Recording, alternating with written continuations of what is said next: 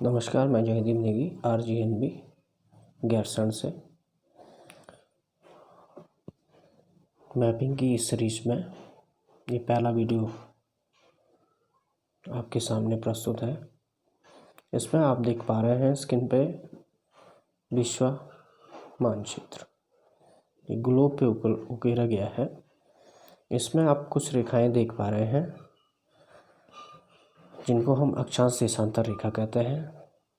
तो जो ये रेखाएं हैं ये आपकी भूमध्य रेखा है और इसके समानांतर जो भी रेखाएं आप देख रहे हैं खींची हुई है, ये सारी जो है अक्षांश रेखाएं हैं जो कि पूरब से पश्चिम तक जो है आपकी खींची जाती है। और इन दोनों के बीच का जो गैप होता है वो हमेशा बराबर होता है। गैपिंग की बात करें तो इन दोनों के बीच लगभग 111 किलोमीटर की दूरी होती है। यानी यहाँ से आपको यहाँ पहुँचना है तो 111 किलोमीटर तय करना पड़ेगा, तब जाके दूसरे अक्षांश पे आप पहुँचेंगे। तो 111 किलोमीटर की दूरी इन दोनों रेखाओं के बीच होती है और इसका जो क्षेत्र होता है, इस पूरे क्षेत्र को कटिबंध के नाम से जाना जाता है। आपने भारतीय जलवायु में सुना होगा उष्ण कटिबंध, शीतोष्ण कटिबंध और शीत कटिबंध। तो जो ये हमारी जीरो लाइन है इससे 33.5 आपका उत्तर और 23.5 डिग्री दक्षिण, जो आपका 23.5 डिग्री जो उत्तर वाली जो अक्षांश रेखा है उसको कर्क रेखा कहते हैं। एक आपकी कर्क रेखा है और ये आपकी मकर रेखा है। तो इन दोनों कर्क से लेकर मकर के बीच का जितना भी क्षेत्र है ये उष्णकटिबंध में आता है। इसके बाद जो आपकी कर्क रेखा है और यहाँ से ये 23.5 पे थी, ये 66.5 वाली है। 66.5 वाली जो रेखा है दोनों गोलार्धों में, मकर से 33.5 से 66.5 नीचे, इन रेखाओं के बीच जो क्षेत्र है इस क्षेत्र को कहते हैं शीतोष्ण कटिबंध और 66.5 से आपका 90 तक के क्षेत्र को कहते हैं शीत कटिबंध।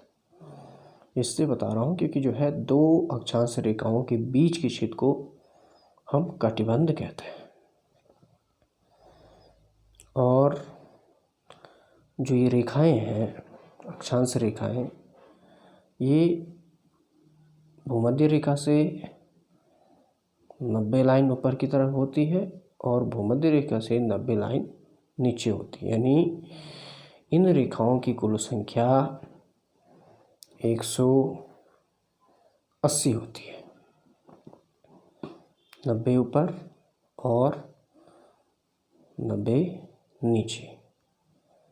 तो कुल जो है अक्षांशों की संख्या 180 होती है। इसके बाद आता है देशांतर रेखाएं। जो आप ये जो है जीरो लाइन देख रहे हैं GMT,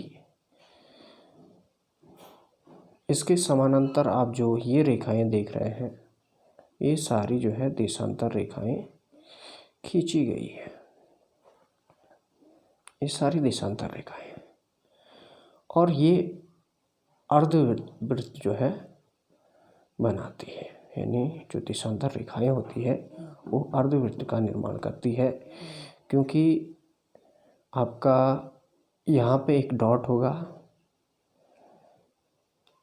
यहाँ पे एक डॉट होगा और यहाँ पे एक डॉट होगा। जो आपका उत्तरी ध्रुव है और जो दक्षिणी ध्रुव है, इन डॉटों पे यहाँ से लेकर के इस डॉट से स्टार्ट होगी ये रेखा, इस डॉट पे आएगी। और ये आपको पता था कि GMT था ये, तो ये एक अर्धवृत्त बना रहा है। तो इसी प्रकार जो है ग्लोब में सारी रेखाएं खींची जाती है। ये सारी आपकी देशांतर रेखाएं हैं जो है ग्लोब पर इस प्रकार ड्रॉ की जाती है। और जो ये रेखाएं हैं, मैंने बताया कि जो ये जीरो लाइन है, इससे 180 इधर ये रेखाएं होती है, 180 ये रेखाएं इधर होती है, देशांतर रेखा। तो कुल मिलाकर इनकी संख्या 360 होती है। तो देशांतरों की जो कुल संख्या होगी वो 360 होगी, क्योंकि GMT से इस जीरो लाइन से 180 देशांतर इधर होता है, 180 देशांतर इधर होता है। और जो आपको ये GMT दिखाई दे रहा है, इसके पीछे आपका इंटरनेशनल डेट लाइन होगी, अंतर्राष्ट्रीय तिथि रेखा, जो कि बेरिंग जलसंधि से होकर जो है आपकी गुजरती है। यानी बेरिंग जो जलसंधि है इसके समानांतर है। इसके जस्ट पीछे अंतर्राष्ट्रीय तिथि रेखा होगी। तो हम देशांतरों की बात कर रहे थे, इनकी कुल संख्या है आपकी 360। इसके बाद जो हमने कहा कि देशांतर जो रेखाएं होती है वो अर्धवृत्ताकार, अर्धवृत्त का जो है निर्माण करती है, या अर्धवृत्त से में होती है। इनके बीच की जो दूरी होती है, जैसे अक्षांशों के बीच की दूरी 111 किलोमीटर थी, इनके बीच की दूरी आपका 111.3435 या 13 ऐसे कुछ जो है लिखा जाता है। यानी 111 दशमलव के बाद जो है कुछ संख्या लिखी होगी, तो वो इसमें कंफ्यूज मत होना, क्योंकि वो देशांतरों के बीच का गैप है। वो इसलिए है क्योंकि ये जो है भूमध्य रेखा है, आप देख पा रहे होंगे। और यहाँ पे आप देख रहे हैं कि इसकी गैपिंग बहुत ज़्यादा है। यहाँ पे जो है इन दो रेखाओं के बीच की गैपिंग बहुत ज़्यादा है। तो 111.34 या 35 वो इन स्थानों के बीच की गैपिंग है। लेकिन ज्यों-ज्यों जो है आपका ध्रुवों की ओर जो है आपकी ये रेखाएं बढ़ती जाती है, तो इनके बीच की जो है जो दूरी है वो कम होती जाती है। और ज्यों ही जो है ये ध्रुव पे पहुंचती है, यहाँ पे 0 हो जाती है।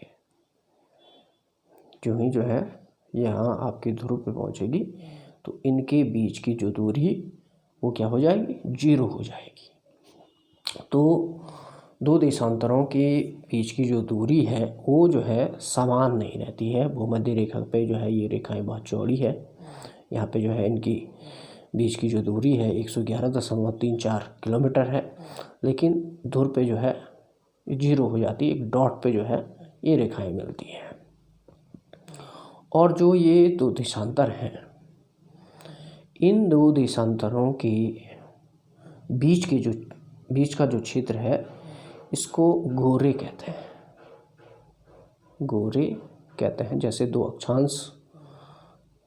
अक्षांशों के बीच के क्षेत्र को हम कटिबंध कह रहे थे, तो वैसे ही जो है दो देशांतरों के बीच के क्षेत्र को जो है आपका गोरे कहा जाता है। तो ये था अक्षांश रेखाएं और देशांतर रेखाएं। इसके अतिरिक्त जो आपका भारत है, भारत के मध्य से होकर के जो है आपकी कर्क रेखा गुजरती है, जो कि भारत के जो है 8 राज्यों से होकर जो है गुजरती है।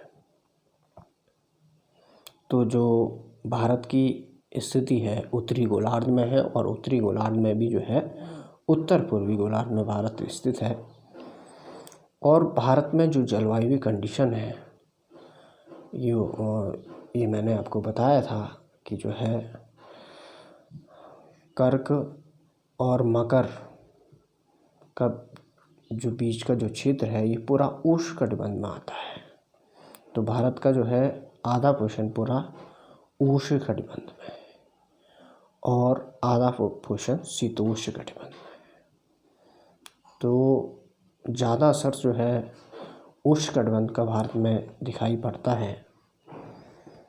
तो इसलिए जो भारत की जो जलवायु है वो उष्णकटिबंधीय मानसूनी जलवायु ही है। इस प्रकार की जो है जलवायु जो है भारत में पाई जाती है। तो ये चर्चा तो हम भारतीय जलवायु में करेंगे। तो ये जो है बेसिक जो है इस मैप की जानकारी थी, जिससे आपको मैप को समझने में जो है आसानी होगी। तो हमें पूरा विश्वास है कि आपको ये समझ में आ रहा होगा। और अगली सीरीज़ में हम जो है भारत के परिप्रेक्ष्य में जो है इस मैप को लेके आएंगे। तब तक के लिए धन्यवाद।